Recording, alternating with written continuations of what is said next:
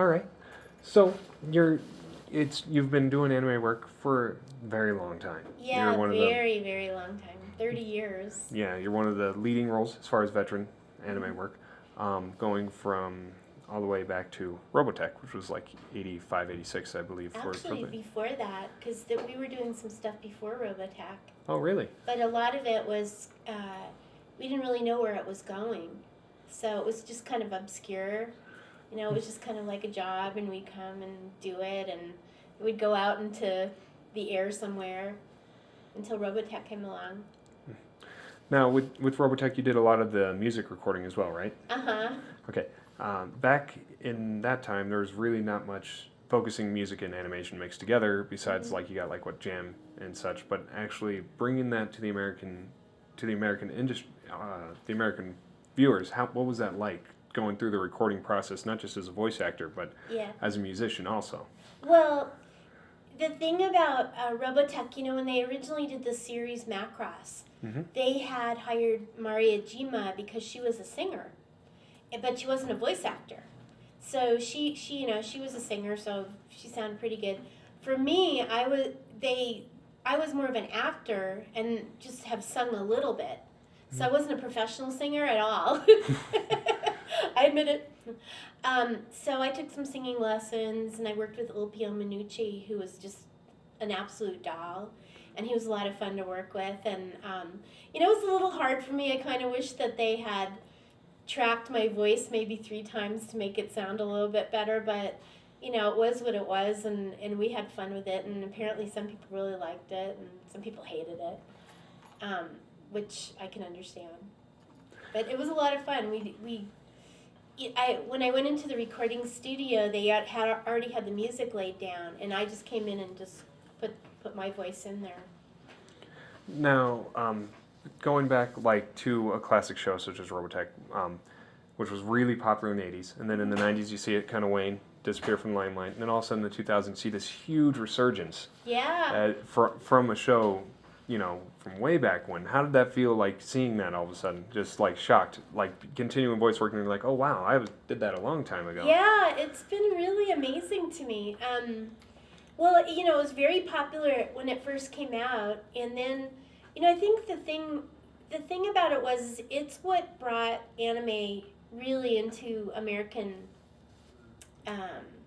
into American television and into people's heads, so that once we finished it, there was just an influx of anime that came in, and at the time we did it, we did it for television, so we had to do certain things that pissed some of the really fans traditional. Off. Yeah, but the thing is, if we hadn't have done it, it wouldn't have gotten on TV, and anime would still be in the closet, basically. So it brought it in, and then at a certain point, it went back to doing more of the traditional way of doing it. We weren't writing a bunch of dialogue in between all the, pauses, and we were really sticking closely to the translation. But I think that people see it as this vehicle that really started it. Not to say that, there was anime before Robotech, like Astro Boy, Speed Racer, but it was in the 60s, I remember it, because I grew up with it. And then the 70s was pretty dead.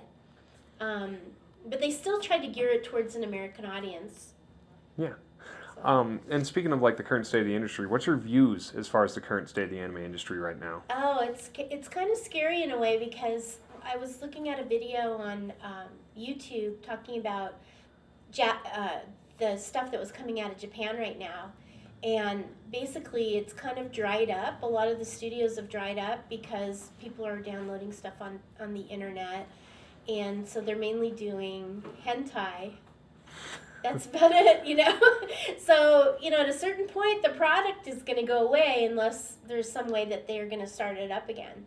Do you see a resurgence possibly happening again, like where it starts to pick up in popularity in the United States, where companies are booming? Like recently we've had, I think, 2 major companies in the past year and a half shut down as far as a U.S. company, and you've seen some in Japan shut down as well. Do you think everybody's shutting down, yeah. Yeah, do you see it in the future booming back up, like bubbling back up to the way it was, kind of like how it was in the 80s, early 90s, disappeared and then blew up again. I guess it just depends on what happens in Japan. Because, I mean, they can redo stuff that we've already done, which they do all the time. I mean, there's been series that I was in and some of my friends are in, and then all of a sudden they redo the whole thing in Texas. You know, and that's happened several times, or in other places. But it's sort of like doing the Brady Bunch over and over again. Yeah. You know what I mean? It's like a sequel or whatever. But if the Japanese product goes away, then I don't know what's going to happen. So hopefully it won't. I don't really know. No, that's cool. Yeah. I have two questions. First of all, what advice would you give new coming voice actors to the anime industry? Okay. Well, after having been an actor for 30 years and kind of really, knowing what it's like to go through the stages of when you're, cute and 20 years old and everybody, wants to see you. Not only, I mean, behind a microphone, it doesn't really matter how old you are, really, but they still like it if you're cute. And, at a certain point, you're going to get older. So the thing that I always tell people, because I work with a lot of entrepreneurs, that's something that I do on the side besides voice acting, is you have to create multiple streams of income and don't depend on anybody for a job. So if you can create your own projects and other ways of creating income, then you can enjoy being an actor. But if you're always starving, it's not fun after a while, especially if you have family and things like that eventually. But if you really want to become a voice actor, well, I know a lot of people say, yeah, take acting lessons. You definitely have to know how to act, because a lot of people think that they can just get up there and do it, and they are pretty flat. But the reality is that pretty much anybody can be a voice actor anymore, because all you have to do is put up a podcast or, just create their own thing on YouTube, or, they right now they have a lot of online audition sites that are kind of different from when I was auditioning, where you go to your agent's office or you'd go to a casting office and you weren't paying to audition. Now you have to pay to be on these sites. It's like a subscription thing, and then you get sent all these auditions. But the thing about it is it's good for people that are starting out because they can practice, and who knows, they might land something. So you do have to have certain things in place, like a demo reel, and that's very competitive because people have very professional ones, and mine is really old. I really need to upgrade it, but I haven't even done that. Because I usually get just called in when there's stuff for anime, especially. Oh yeah.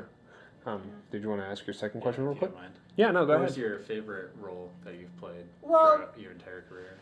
Well, it's got to be Minmay from Robotech, because of the fact that if we hadn't done Robotech, I really believe that there wouldn't have been this huge amount of work that came in. So it really created our careers, and it was fun. And at the time that I did it, I looked a lot like Minmay in a way. I had long hair and I had a waist at the time. And I was sort of, her personality in a lot of ways. And so it was a lot of fun to play that part. We had a great group of people. Yeah.